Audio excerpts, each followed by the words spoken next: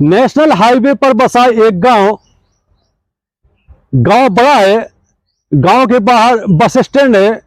Bus stand पर चाय और नाश्ते की कई दुकानें हैं और एक दुकान चाय की है। चाय पीने के लिए वहां पर 80 से 90 लोग मौजूद हैं, चाय का आनंद ले रहे हैं। इसी दौरान 15 गुंडे तलवारें लेकर के पहुंचते हैं, तलवारें लहराने लगते हैं और कुछ ही मिनटों के अंदर बस स्टैंड पर इन गुंडों ने 15 गुंडों ने जो तलवार और चाकू से लैस हैं, उन्होंने तलवारों से वहां पर 4 युवकों को काट करके वहीं पे निर्मम तरीके से हत्या कर दी। बस स्टैंड पर नेशनल हाईवे पर 4 लाशें खून से लथपथ कटी हुई पड़ी है और जो 15 गुंडे हैं वो खून से लथपथ तलवारों को लहरा रहे हैं, जश्न मना रहे हैं, ठहाके लगा रहे हैं। ये कोई कहानी नहीं है, ये सच्ची घटना है। ये कोई फिल्म का शो भी नहीं है, ये कोई हॉरर शो भी नहीं है। दरअसल ये घटना है मध्य प्रदेश के जबलपुर की। जबलपुर के पास एक बड़ा कस्बा पड़ता है जिसका नाम है पाटन। पाटन के और आगे एक गांव पड़ता है जिसका नाम है टिमरी गांव। ये टिमरी गांव जबलपुर दमोह नेशनल हाईवे पर बसा हुआ है, काफी संपन्न गांव है। यहां पर 27 जनवरी 2025 को सुबह 9:30 बजे ऐसा खूनी खेल हुआ जिसकी गूंज पूरे मध्य प्रदेश में और मध्य प्रदेश के बाहर हो गई।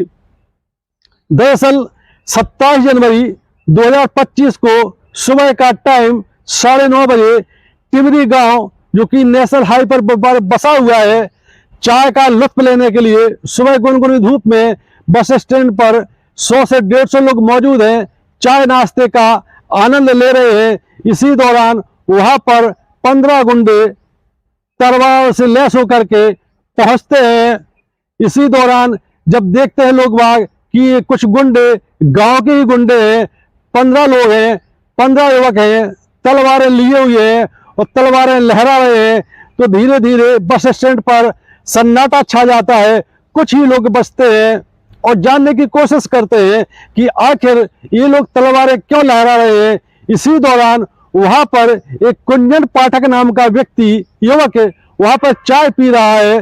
कुंजन पाठक ने देखा कि वहां पर 15 लोग तलवारें लहरा रहे हैं और गंदी गंदी गालियां दे करके ठहाके लगा रहे हैं। इन 15 लोगों में एक युवक चंदू साहू भी है। चंदू साहू से कुंजन पाठक की कुछ दिनों पहले कहा सुनी हुई थी, हल्का फुल्का विवाद हुआ था। कुंजन पाठक ने भी नहीं सोचा होगा कि इतने छोटे से विवाद में उसकी जान भी जा सकती है, निर्मम तरीके से हत्या की जा सकती है। इसी दौरान कुंजन पाठक के बाद चंदू साहू आया और उसने गाली देते हुए कुंजन पाठक को ललकारा। कुंजन पाठक समझ जाता है कि मामला गंभीर है और ये सारे के सारे तलवार लिए हुए हैं, ऐसा ना हो कि हमला कर दें। कुंजन पाठक वहां से भागने की कोशिश करता है, लेकिन चंदू साहू जो कि तलवार लिए हुए है और उसके साथ 14 लोग और हैं, टोटल 15 लोग हैं, तलवारें लहरा रहे हैं। उन्होंने कुंजन पाठक पर तलवारों से हमला करना शुरू कर दिया और कुंजन पाठक को बस स्टैंड पर ही नेशनल हाईवे पर तलवारों से काट कर वहीं पर बराबर कर दिया। कुंजन पाठक खून से लथपथ तड़प कर जान दे देता है। पूरे गांव में दहशत फैल जाती है, सनसनी फैल जाती है। सूचना पा करके कुंजन पाठक का छोटा भाई जिसका नाम चंदन पाठक है अपने भाई को बचाने के लिए पहुंचता है, क्योंकि सगा भाई तो सगा भाई होता है। जैसे ही चंदन पाठक देखता है कि उसके बड़े भाई का खून से लथपथ शरीर पड़ा हुआ है, हाथ पे कटे हुए हैं, गर्दन पर बहुत बार किए गए हैं, वो घबरा जाता है और अपने भाई को छूने की कोशिश करता है। इसी दौरान वहां पर जो 15 गुंडे हैं तलवारें लहरा रहे हैं, उन्होंने चंदन पाठक के साथ भी वही हस्त किया जो कुंजन पाठक के साथ किया था। अब कुंजन पाठक और चंदन पाठक 2 सगे भाइयों की लाशें बस स्टैंड पर नेशनल हाईवे पर खून से लथपथ बिखरी पड़ी है। इसके बाद वही नेशनल हाईवे पर ही एक जिम में ट्रेनिंग कर रहे कुंजन पाठक और चंदन पाठक के दो चचेरे भाई, जिनका नाम अनिकेत और समीर है, जब उनको इस घटना की जानकारी मिलती है, वो अनिकेत और समीर भी मौके पर पहुंचते हैं और मामले को जानने की कोशिश करते हैं। जैसे ही अनिकेत और समीर ने दूर से देखा कि वहां पर 15 गुंडे, जो कि गांव के ही गुंडे हैं, वो तलवारें लहराए हैं, तलवारें खून से लथपथ हैं, तो अनिकेत और समीर ने वहां से भागने की कोशिश की, लेकिन ये 15 गुंडे, जो कि चंदू साहू के नेतृत्व में खूड़ा खच्चा करने पर उतारू थे, उन्होंने अनिकेत और समीर को भी वहां घेर लिया और जहां पर कुंजन पाठक और चंदन पाठक के खून से लथपथ डेड बॉडी पड़ी हुई थी, वहां पर घसीट के लाए। उसके बाद अनिकेत और समीर के साथ भी वही किया जो कुंजन पाठक और चंदन पाठक के साथ किया था। इस प्रकार 15 गुंडों ने सरेआम 4 भाइयों को काट काट कर बराबर कर दिया। पूरा नेशनल हाईवे खून से लथपथ हो जाता है। तलवारें लहरा करके वो 15 गुंडे हंगामा मचाते हैं और ठहाके लगाते हैं, जश्न मनाते हैं। इसके बाद जब वो 15 गुंडे चारों की हत्या कर देते हैं और ये कन्फर्म हो जाता है कि चारों मर चुके हैं, इसके बाद वो जो मृतक युवक हैं उनके घरों पर 15 गुंडे पहुंचते हैं और उनके बुजुर्ग माता पिता से कहते हैं कि जाओ अपने बेटों की लाश समेट लो, समेटने में तुम्हें दिन भर लग जाएगा, क्योंकि हमने तुम्हारे बेटों की लाशें बिछा करके रख दी हैं टुकड़ों टुकड़ों में।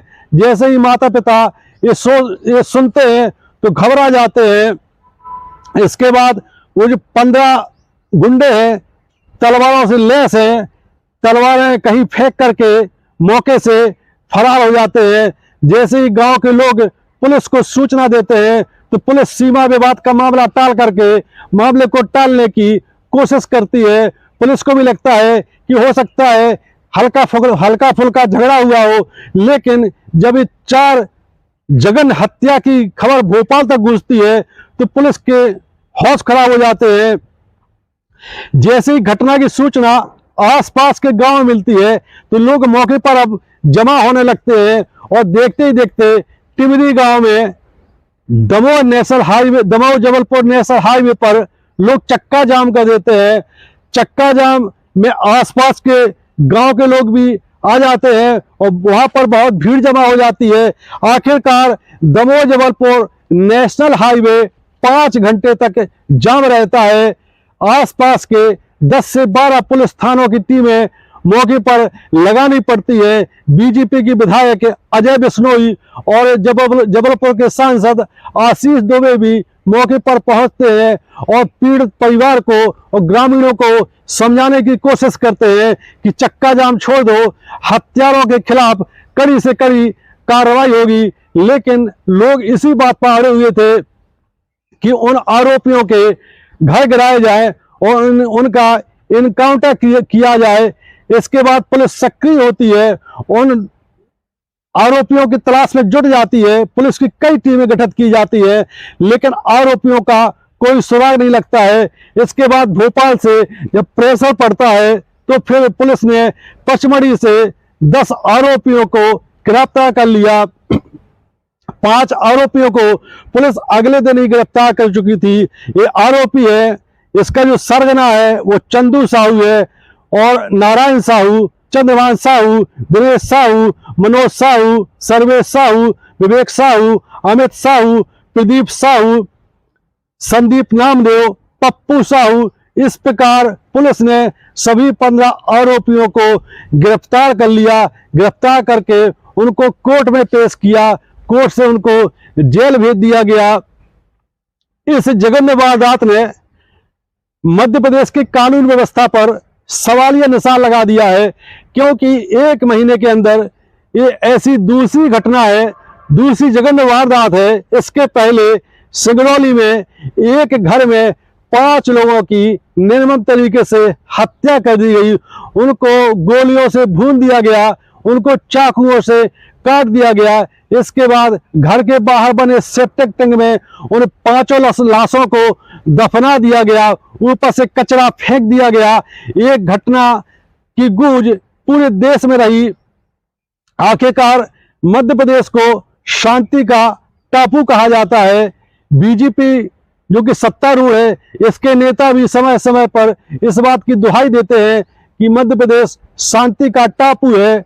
कुछ विशेष इलाकों को छोड़ दिया जाए तो शांति का टापू मध्य प्रदेश रहा भी है, लेकिन कुछ दिनों से इस प्रकार की जघन्य वारदातें हो रही है, जिससे मध्य प्रदेश की कानून व्यवस्था पर सवालिया निशान लगना स्वाभाविक है। ये कहानी आपको कैसी लगी? यदि वीडियो पसंद आता है तो हमारा चैनल सब्सक्राइब करें। जय हिंद, जय भारत।